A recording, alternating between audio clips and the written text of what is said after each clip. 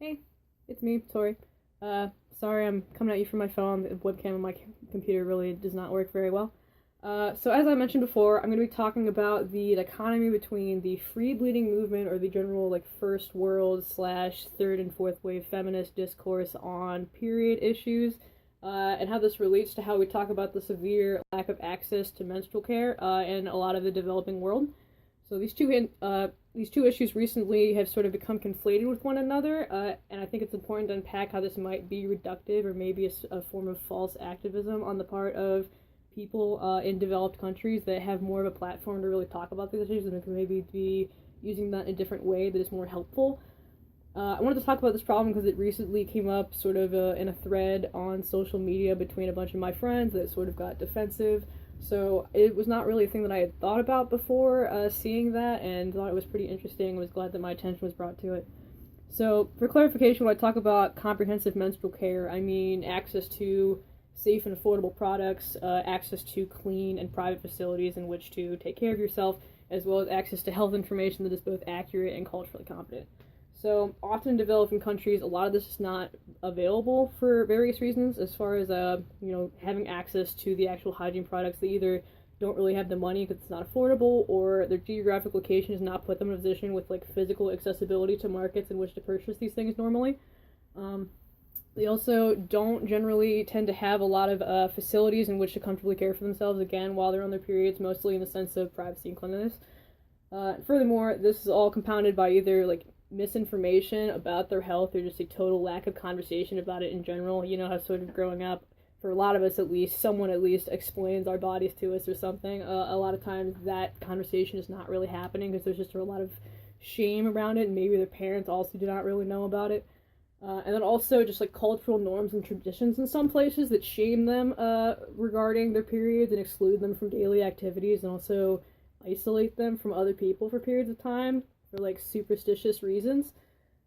So what this means overall is they end up missing a lot of school, they end up not finishing school, and this ultimately sets them up for futures where they maybe have less options for themselves.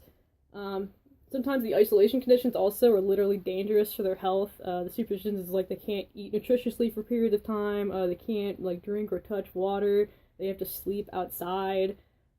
It's pretty wild.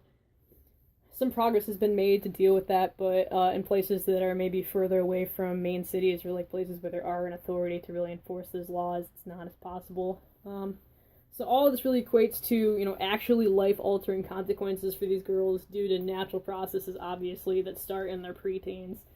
So in the U.S., we also have discourse about issues regarding periods and how we talk about periods. We are upset maybe that we can't talk about them comfortably in public forums, or, the sort of thing where you're in public and you need a tampon, you have to ask someone. It has to be, private, you slip a tampon under the table. There's sort of the issue with, men think it is gross, namely, it's the sort of thing they will not have sex with you while you're on your period or something, or, your dad thinks it's gross to see a tampon in the garbage. And then, obviously, that we have our tampon tax, which, namely, is a huge issue, obviously, for extremely poor women or people that have financial instability, but for most of us it's sort of just an inconvenience or maybe something that fundamentally we think is wrong. So ultimately there are similarities, but more or less aside from the case of those very poor women, the issues surrounding periods here are problems, but not often ones that literally affect our life outcomes and our health. So the reason many people here think that, doing this free bleeding activism type thing as an act of revolutionary solidarity is because they believe the conditions of these two things are somehow inherently equal to one another, and thus they are doing justice for both.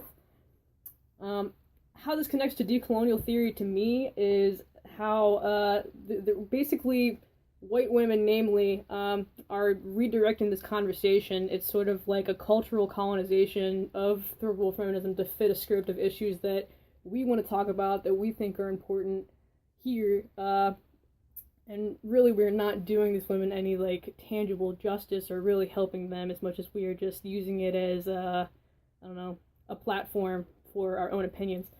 So additionally, the free bleeding movement and discourse often goes to audiences that mainly are in the first world, so ultimately even the part where we feel that we are getting the word out or informing people, we're not really informing people there that would get that information. We just are talking to our friends online or something.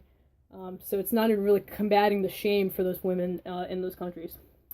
As far as how I connected this to the coursework in our class, I definitely thought a lot about Bad Indians as much as... Sorry, I'm out of breath.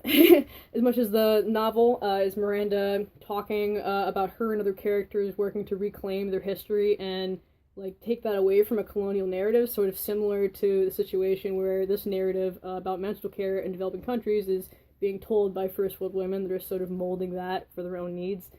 I also thought a lot about the recent week, LeDuc's book, Recovering the Sacred. I read the chapter The Three Sisters, which talked a lot about activism from white allies, where they were helping the Native Americans reclaim some of their land that they weren't able to get back through legal means. So I think that this drew a lot of parallels about how to like inform feminists in the first world as to how they can really like help and reinform the public about this problem in a way that is useful. So for my media items, you saw that the first one was a graphic representation in the form of a flowchart, similar to the one that was in the beginning of Bad Indians called The Genealogy of Violence. I really like this because of the neatness and conciseness and how it sort of summarized the issue without having to do a page of reading. I wanted this to convey how the issue of menstrual care access follows women through life and ultimately perpetuates the cycle, whether someone gets out of it or not in the beginning. And then for media item 2, I wrote the short prose that had the multiple narratives of women in different countries versus, you know, one of these people in the free bleeding movement in the United States. And more or less, I wanted that contrast to really be a sort of social commentary and almost like self-evident in how honestly silly it is. And also, I really liked this form of media as well because I wanted to do something more expressive and less academic, but didn't really feel confident enough to create a more involved piece of art. So as far as concluding, you know, how I would like to see this change, what should be done, I just really wish that when people were talking about these issues, again, we didn't conflate them with things that happen, you know, in the United States or the First World as if those things are really equivalent, because again, it is not affecting our life long term and like what we are able to do as people. So talk about them directly for what they are. Use that opportunity to promote organizations that are doing work in those countries to provide conditions for young girls that help them deal with their periods normally and continue in school, and also have the correct information about their bodies. And, you know, promoting those organizations can also lead to either monetary donations to those organizations, or you can often donate products directly. So thank you for tuning in.